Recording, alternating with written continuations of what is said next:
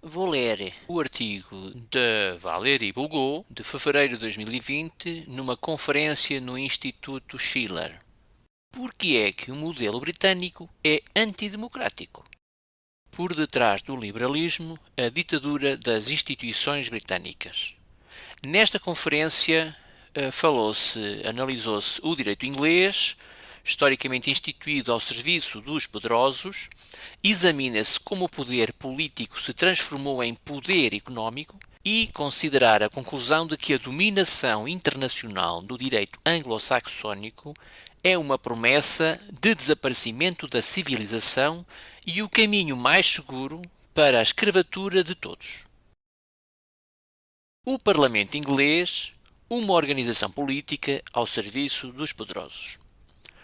O Parlamento inglês é o herdeiro direto das instituições resultantes da Carta Magna. Do que estamos realmente a falar? A Carta Magna, que surgiu em 1215 e foi quase imediatamente revogada, ressurgiu em 1216, antes de ser alterada e complementada por uma lei de terras, Carta da Floresta, em novembro de 1217. Uma quarta versão foi publicada em fevereiro de 1225, que validou o desaparecimento de metade da promulgada em 1215. Esta nova versão da Carta, solenemente confirmada a 10 de novembro de 1297, será doravante designada por Magna Carta. A Carta Magna, brandida como a arma democrática absoluta, é na realidade a manifestação de uma luta entre o feudalismo e o poder real centralizador. Não é um instrumento do povo contra poderosos, mas um instrumento dos senhores poderosos contra o poder real unificador. Na realidade, trata-se de retirar ao rei, enquanto órgão político central, o essencial ou grande parte das suas prerrogativas para as entregar a um conselho de grandes senhores feudais ou grandes aristocratas, denominado Conselho dos Barões, a fim de limitar e, em última instância, controlar o poder real. O povo, que nada tem a ver com esta guerra entre grandes aristocratas, não ganhou absolutamente nada com a proclamação da referida carta. Foi precisamente este Conselho de Grandes Senhores Feudais, inicialmente denominado Conselho dos Barões, que se viria a transformar gradualmente em Parlamento. Desde o início, funcionalmente, o referido Parlamento é tão pouco o fundador da democracia, no sentido do governo pelo povo e para o povo, como a escravatura seria a causa última da liberdade. Os princípios do julgamento justo e da igualdade universal perante a lei foram introduzidos na Carta Magna em 1354. Este último princípio, denominado igualdade universal, é uma petição de princípio pura, não vinculativa, isto é, não sancionada legalmente. Por exemplo, não conseguiu justificar a abolição da escravatura na Inglaterra no século XVII. Além disso, é necessário realçar que a proclamação do direito a um julgamento justo dizia tão pouco respeito ao povo como a composição do Parlamento resultante do Conselho dos Barões da Carta Magna. Só os poderosos, e cada vez mais a partir do século XII, a burguesia das cidades, tinham a arma processual à disposição, porque a justiça medieval inglesa foi construída desde o início como uma justiça de classe. Considerar o Parlamento inglês como um órgão representativo da democracia é uma mera impostura política. Na realidade, o Parlamento inglês sempre foi responsável por dar forma jurídica à vontade dos poderosos, primeiro dos poderes feudais e depois os poderes financeiros que os substituíram. O direito que vem do Parlamento inglês é, na realidade, um direito de interesse próprio, um direito oligárquico que é muito mais fomentado na City de Londres, o centro financeiro e económico do reino, ou nos clubes tão caros aos ingleses, do que no recinto oficial de um parlamento que representa o interesse popular. Na realidade, O Parlamento, de acordo com a sua missão original, muitas vezes apenas ratifica soluções pré-estabelecidas no sentido dos corredores e gabinetes. Isto é conhecido como o lobby. Esta análise geral não é linear e vemos aqui e ali, na Inglaterra, certos erros de deputados que demonstram abertamente a sua oposição aos projetos de lei. Quanto mais frequentes e generalizados forem estes erros, mais depressa a estrutura institucional do parlamentarismo será destruída e a verdadeira democracia poderá então mostrar a sua cara feia na Inglaterra. O direito inglês, um princípio regulador ao serviço dos poderosos. Regressemos por momentos às particularidades do direito anglo-saxónico enquanto herdeiro direto do direito inglês e às condições do seu desenvolvimento a partir do século XVI. Com o tempo, surgiu uma divergência fundamental de natureza conceptual na evolução do direito entre a Inglaterra e a Europa continental. Após o colapso do Império Romano, o direito desenvolveu-se na Europa em torno da dupla hélice do poder temporal por um lado e do poder espiritual por outro. Por poder temporal devemos entender a aristocracia organizada em torno do rei, entendido como o primeiro entre os seus iguais, primus inter pares. Por poder espiritual devemos entender o catolicismo, que é hierarquizado e organizado em Roma, com algumas seções históricas em torno do Papa. Em 1531, a Inglaterra separou-se desta organização sociopolítica continental quando o rei Henrique VIII, representando a ordem temporal, decidiu ter precedência sobre o poder espiritual, submetendo-o à sua própria vontade. A Igreja Anglicana, chamada Católica Reformada, ou seja, a meio caminho entre o catolicismo e o protestantismo, nasceu da divisão da Inglaterra pelo rei Henrique VIII com o Papa Clemente VII, que teimosamente se recusou a anular o seu casamento com Catarina de Aragão, para permitir que o dito Henrique VIII casasse com Ana Bolena. A partir desta data, a Igreja inglesa já não está sujeita à autoridade do Papa Católico Romano, mas sim ao arcebispo da Cantuária, que está, na realidade, totalmente dependente do poder temporal, ou seja, do rei de Inglaterra. Este encontro de poderes temporais e espirituais não ocorreu na Europa continental, onde, pelo contrário, cada um dos dois poderes temporais e espirituais permaneceu, pelo menos até à Revolução de 1789, concorrente e independente, de força relativamente igual, se suavizarmos a história que viu sucessivamente a preeminência de uma das duas ordens sobre a segunda, e vice-versa. A porosidade estrutural ligada ao facto das grandes famílias aristocráticas ocuparem, de facto, os cargos de dignatários nestas duas ordens políticas no sentido em que estruturavam efetivamente a organização da sociedade, não resultou numa normalização dos interesses destas ordens, que historicamente se mantiveram distintas e concorrentes. Na Europa continental, o poder temporal sempre teve de lidar com o poder espiritual e vice-versa. Além disso, estes dois poderes tinham a característica de estarem organizados de forma hierarquizada, ou seja, vertical, o que lhes conferia uma força social e política equivalente. O resultado foi que o poder normativo das autoridades temporais, incluindo os senhores e o rei, foi sempre limitado pelo poder normativo da autoridade espiritual centralizada em Roma sob a autoridade do Papa. Esta dupla competência normativa e estrutural tem sido, sem dúvida, desde o aparecimento do Império Romano, o único verdadeiro ponto comum entre os diferentes países europeus. Tínhamos então, ontologicamente, na Europa continental, uma organização política naturalmente organizada em torno da ideia de contrapoderes. Esta organização política e social que caracterizou a Idade Média na Europa é a principal razão pela qual o antigo regime era estruturalmente muito menos absolutista do que os atuais chamados regimes democráticos, discretamente baseados na dominação do capital e modelados nos preceitos derivados do direito inglês. Se o direito anglo-saxónico assenta hoje na preeminência financeira e económica, foi ontologicamente, desde o século XVI, colocado ao serviço exclusivo dos poderosos. Este direito não surge de qualquer esforço intelectual ou coletivo que vise tornar a vida em comum mais fluida e fácil. É simplesmente a forma escrita da dominação dos poderosos, aristocratas primeiro, depois financeiros desde Cromwell.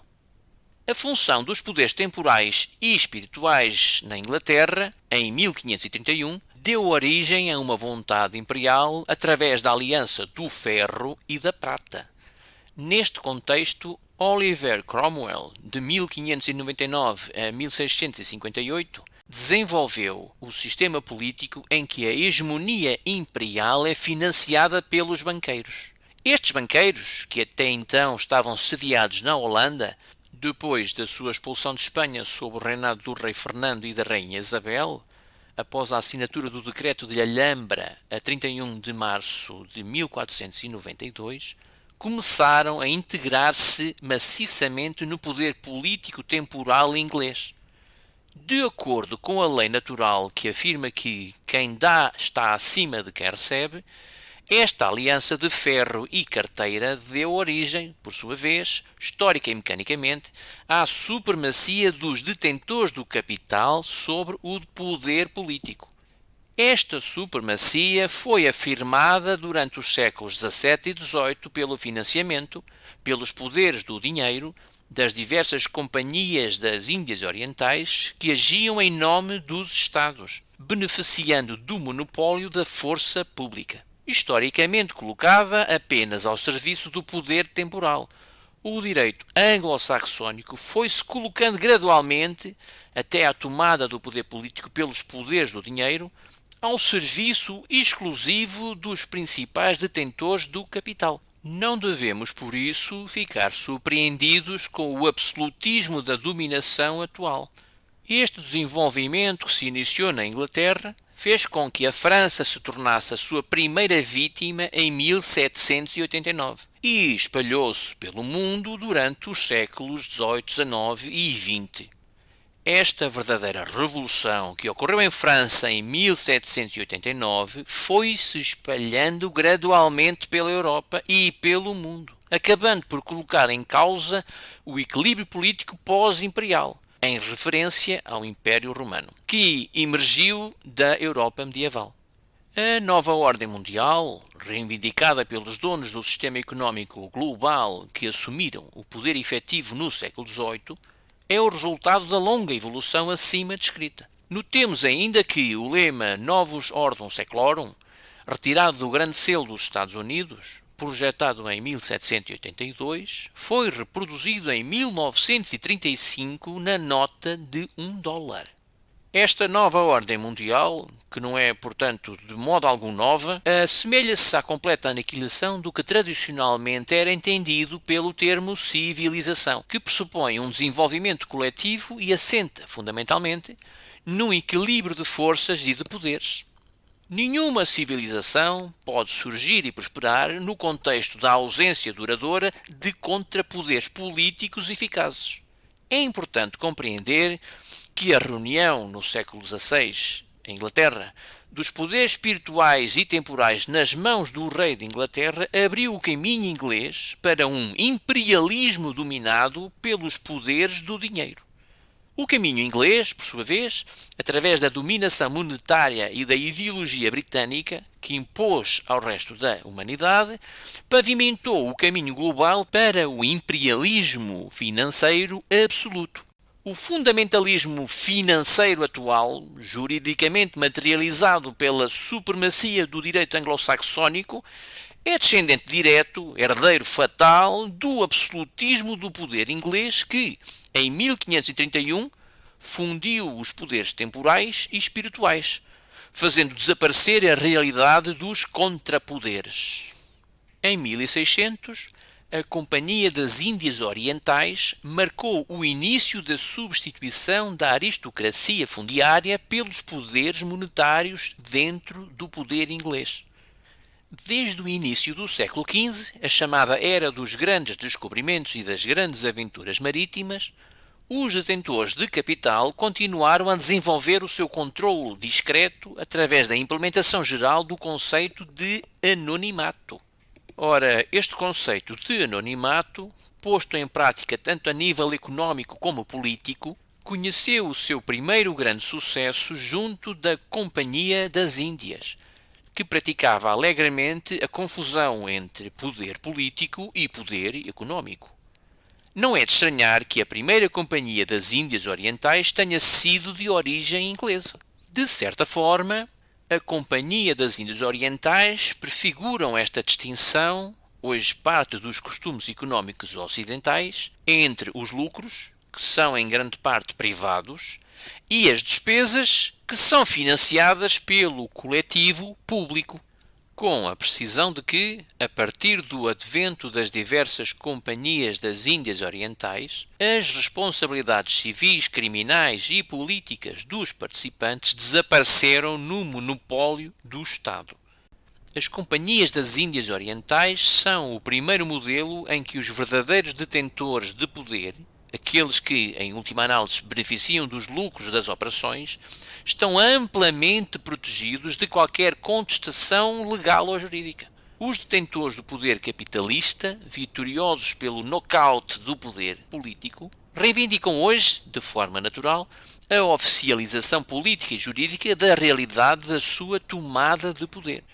Inevitavelmente, este poder económico, escondido por detrás das múltiplas falsas pretensões do anonimato capitalista e do Parlamento representativo, teve que, mais cedo ou mais tarde, reivindicar oficialmente o poder que tinha conquistado oficiosamente ao longo dos séculos.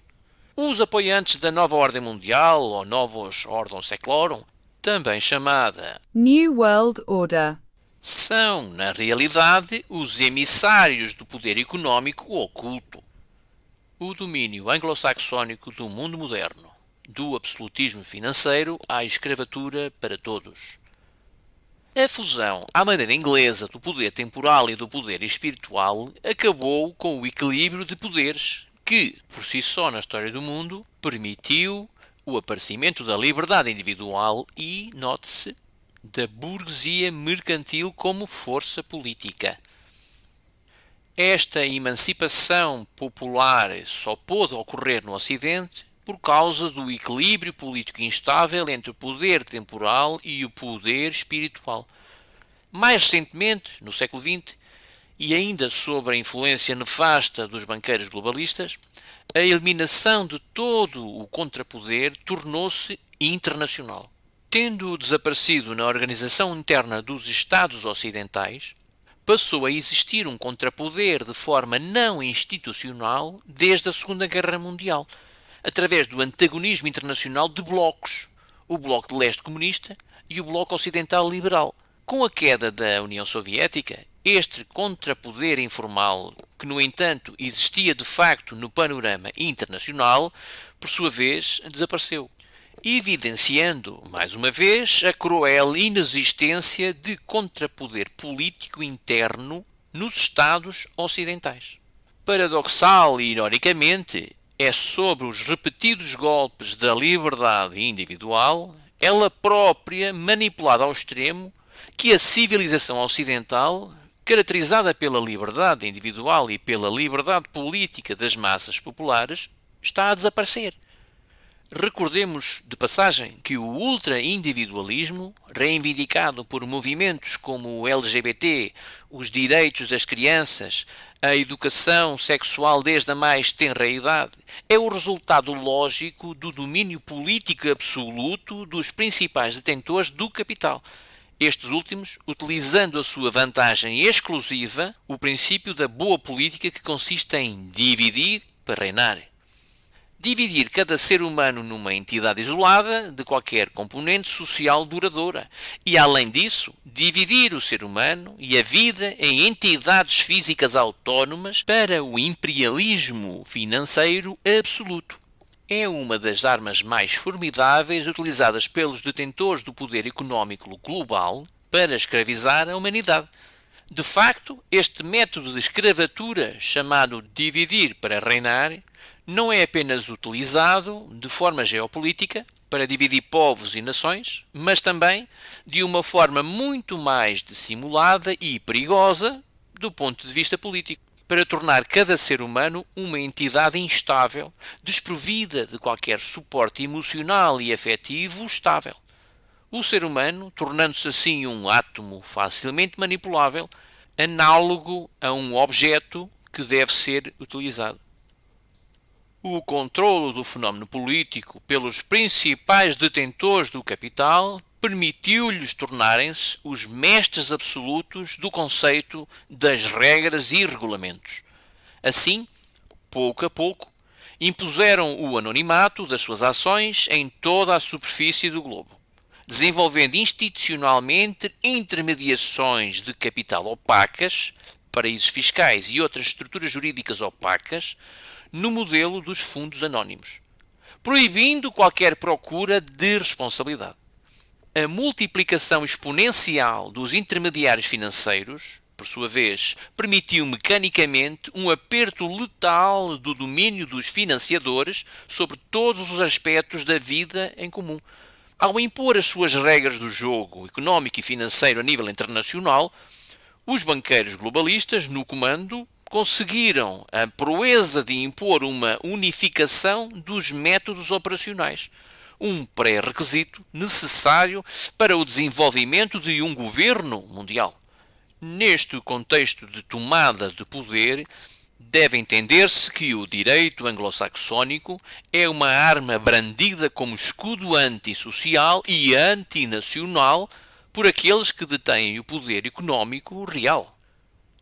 O direito regulamento ao estilo anglo-saxónico serve tanto de pretexto como de justificação para o fortalecimento do absolutismo financeiro.